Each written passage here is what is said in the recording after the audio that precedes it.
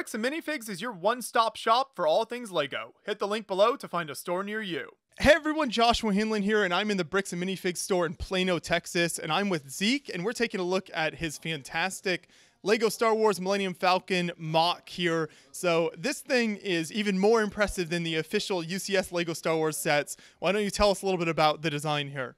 Well, it's a little bit bigger than the official set. By piece count, it's in the neighborhood of 20,000 pieces. I didn't keep track, obviously, but just based off of some numbers I know, like there are over 1,000 Technic pins in the mainframe. The engine strip on the back has like 500 or 600 parts in it. The greebling really adds up here a lot. It adds up. A lot of the part count is actually on the interior, which I'll show in a second. But as far as dimensions go, it's roughly 24 inches wide, 34.5 inches long, so it's slightly larger footprint than the official kit.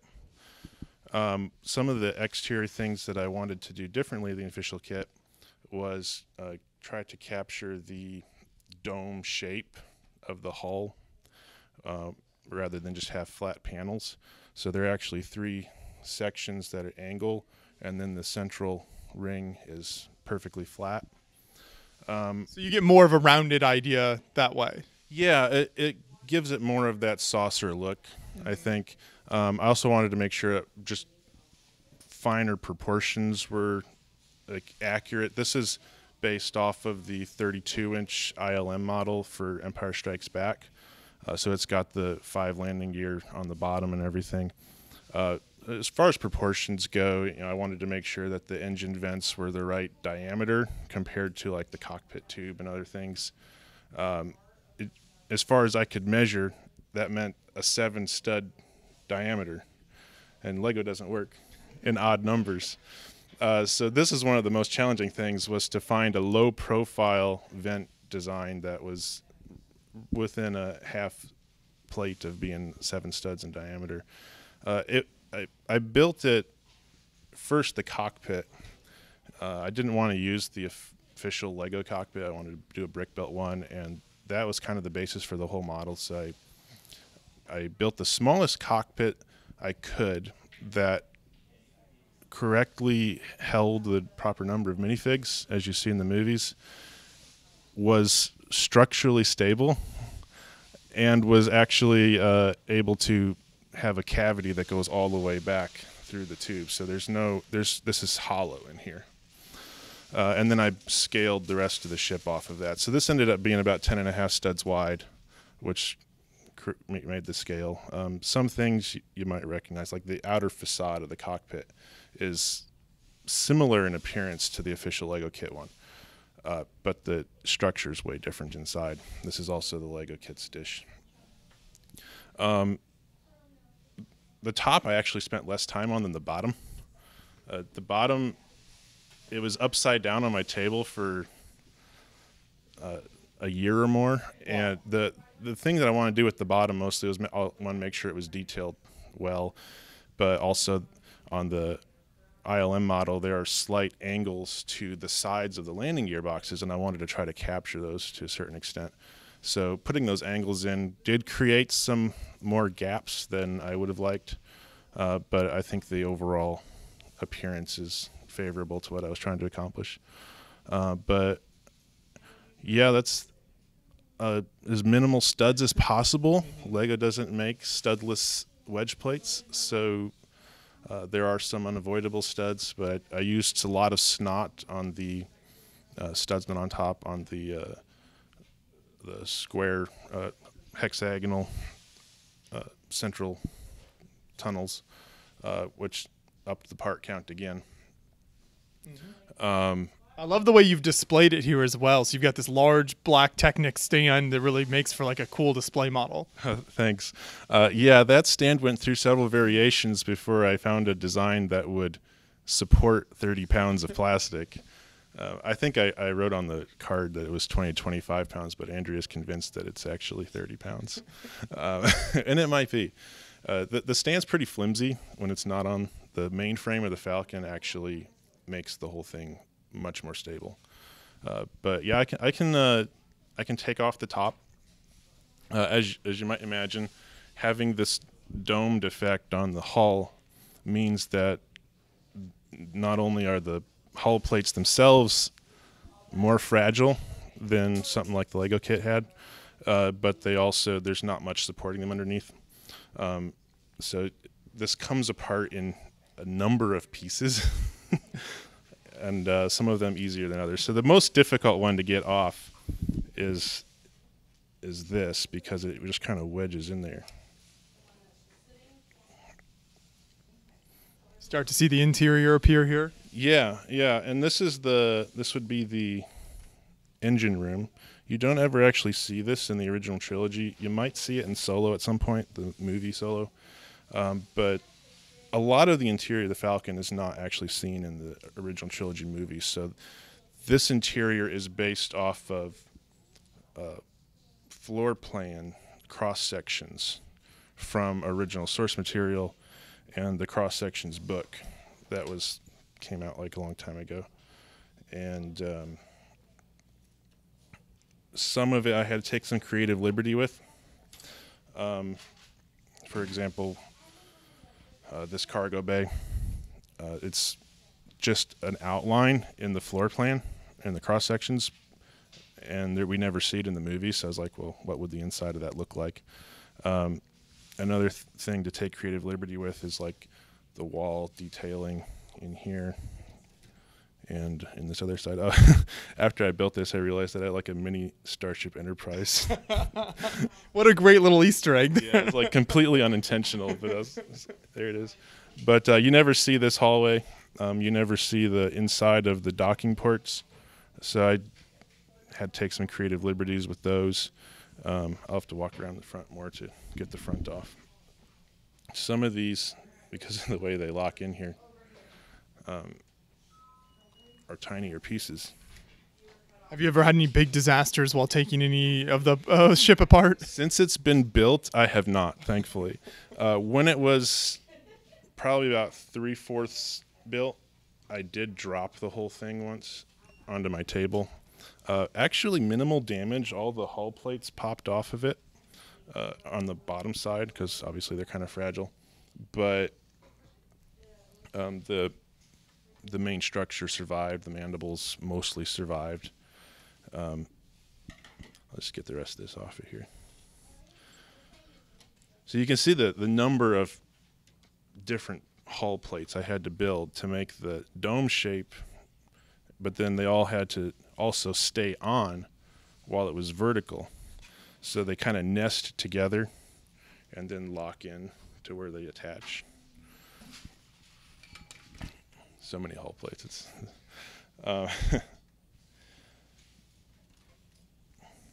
This also is tapered. So that's done with these hinge plates. And I cover the taper with tiles. And there's a little bit of a gap, but I think it just kind of adds to the detailing. I don't know. Not an easy thing to do with Lego, because like you were saying, it's not necessarily designed to do that. There's nothing square on the Falcon. This was another thing. I didn't want to use... I needed an 8-stud diameter gunner turret window.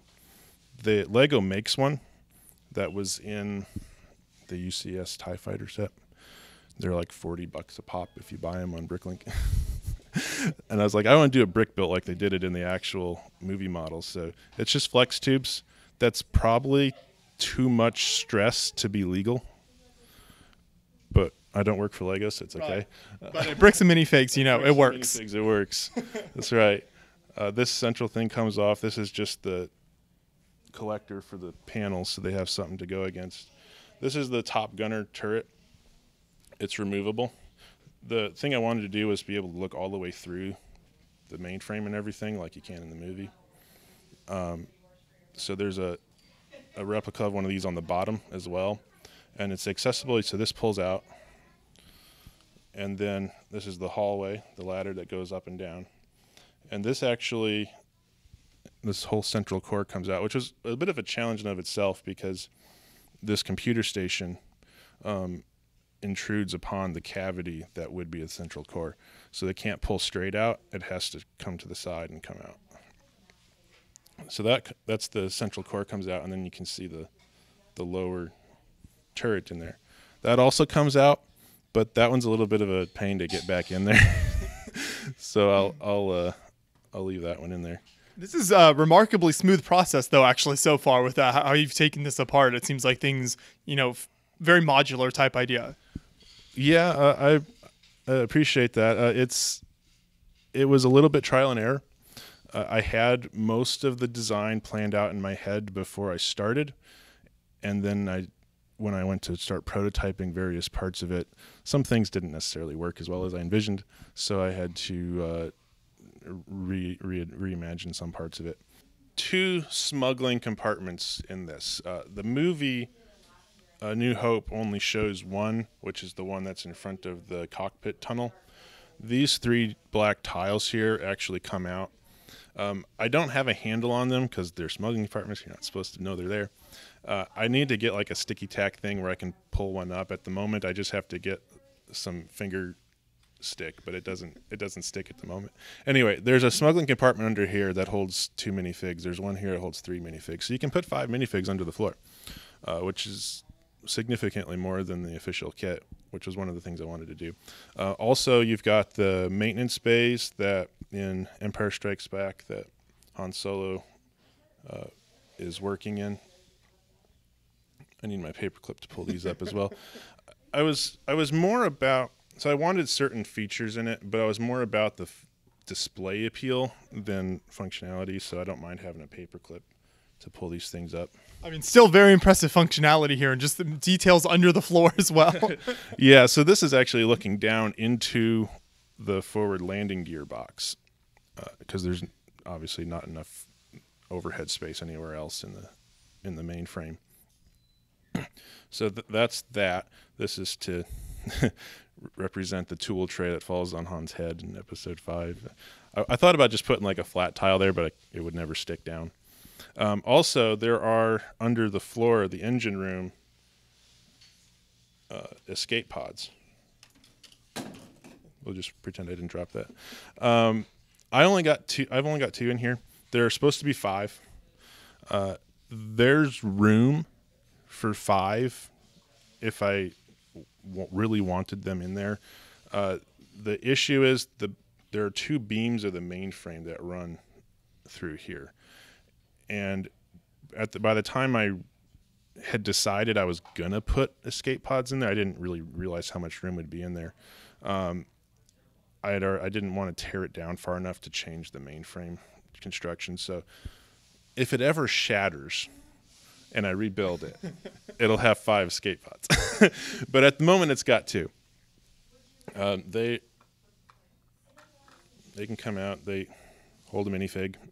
They're loosely designed off of the one you see in a deleted scene of episode 7. It's a deep cut there. Yeah, it was the only canon material I could easily locate for what an escape pod would look like. Cargo canisters, I just looked at screenshots and tried to, how can I build something similar out of Lego? You never see most of it. A lot of these cargo canisters that you do see in the movie are in the forward hold. One thing about the forward hold, in the Disney movies, all the Disney movies, including Solo, there is a cavity here. In the Solo movie, it's a bar for Lando. In this Disney trilogy, it's a bunk. But it's not there in the original trilogy. Every scene of the original movies that shows that corner of the Falcon, it's just a grated wall with pipes hanging down. So I was trying to reconcile this in my head. How could this be? So I decided that there actually is a cavity there and a bunk there. But Han Solo probably covered it up and made a smuggling compartment out of it. And then after he changed his ways after episode 6, he would have opened it up again. I love that. So there's a bunk there, and there's some sort of nefarious substance being smuggled there. As far as the building techniques on the inside, one of the things that I knew I just had to capture well was the rounded curved hallways. Actually, this design is actually the first one I tried, and it just worked, so I ran with it. But it's done with stringing snot bricks and headlight bricks onto flex tubes, and then every one of these vertical points actually has a bar that sticks up and down, so it's anchored into the floor through a vertical bar you can't see, which removed the need to have any kind of supporting structure. All the walls are freestanding on their own. The one going out to the hallway is built differently because it's a straight line and there's nothing under the floor here to connect it to. That was actually ended up being a challenge. Part of the main frame that goes out to the mandibles was interfering with the cockpit tube here, so I had to remove it. So the right mandible, while it doesn't really sag, but it is flimsier than that one because there's no outside support. But there's nothing. It's just a bunch of Technic under there. Technic is my friend. This would not hold itself together without Technic. How strong is this kind of structurally if you move this around? Zero flex. You can grab a mandible and get some wiggle out of it if you're brave.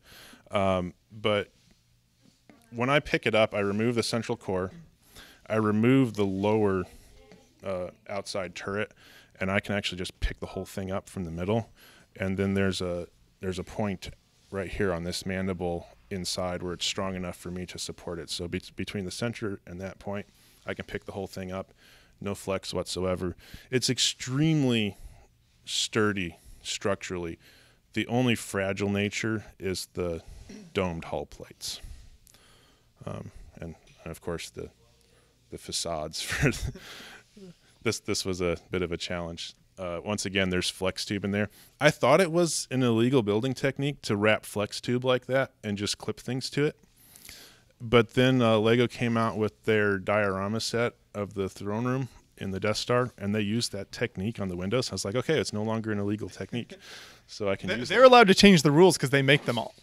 They can make new parts when they need them too. And I did not modify any parts except there were some pneumatic hoses and flex tubes that I cut to a certain length to avoid buying the really expensive short lengths. I think there are several. I know pneumatic hose is meant to be cut, and there are at least a couple LEGO sets that tell you to cut flex tubes. So I figure that's acceptable. But yeah, the 20,000-ish parts, 30-ish pounds. A lot of the parts came from Bricklink. I just needed like quantities of a specific thing. A lot of the parts came from the bulk tables at Bricks and Minifigs in Plano. And I've spent so many hours looking for specific pieces in specific colors to fill this out. So I'd say it's probably about half the parts are from that bulk table. Yeah, that's super cool. Fantastic. It's great that you're able to find so much to work with the build here. Yeah, Bricks and Minifigs is just a fantastic place to find used parts, old sets, but you know, for mock builders like me, it's just heaven for used parts. And when you have one so close to home, it's just a blessing. Now, is this a minifigure scale, would you say? Can you kind of take a minifigure through here and it all fits? Yes. Minifigure scale is somewhat subjective. They're not proportionally correct. Everybody has a different idea of what minifigure scale is. I define it as you can realistically play with minifigs inside of it. Kind of moving through doorways, sitting down, that type of idea. So all the hallways and everything will accommodate a minifigure. The interior is a little more cramped than it is in the movie sets because the movie sets don't actually fit inside the ship. They were built separately and they wouldn't actually fit inside the exterior models of the Falcon that they made for the movies. So the inside is slightly cramped. the exterior of the Falcon is slightly too large compared to what you see in the movies. So it's kind of like a happy medium between pushing the limits on how big it can be externally and pushing the limits on how small it can be internally. This is, I'm trying to remember, I think it is about 1/40th scale. It's roughly equivalent to one stud is 1 foot, which is, I feel like that's a decent way to measure minifig scale, but no, it's a very, very impressive model here. So both the exterior and interior is just fantastic. I also wanted to give a shout out to Seymour Griebling here. So I don't know if you can pick that panel up. Shout out to the fish here on the outside. Yeah, that's. I was going to do more of those, but then I thought just one would be enough. You're only the second person to notice that without me pointing it out. But yeah, you gotta have the fish in there in case Chewy gets hungry while he's working on something. This is so cool. Now, do you post any of your work online if people want to see maybe more of your builds in the future? Oh yeah, also you've got the crutches there. Yeah, also for Chewy. I don't have any sort of an online presence at the moment. I do. Well, I should take that back. My Euro Bricks handle is Chrome Vader, and there's a link to this on there. But I don't have any sort of. I don't have Instagram. I don't do much social media. Yeah. I don't have a YouTube channel. That may change as I build more. I wanted to do the Falcon for my first venture into large-scale mocks. I do have plans to pick up some other Star Wars ships and build them, but not in the immediate future. My current project is a Lego puzzle box with a lot of moving parts inside. And my next large-scale project that I'm currently starting on is a castle, which will be, it's going to be about 6 by 7 feet. So that will go to a convention. Okay. No, fantastic. We look forward to seeing more of your work in the future then. This is just an excellent model. So thank you for taking all the time to really explore the whole ship with us and taking off all those panels and everything. It's always incredible to see all those details inside. Keep up the great work.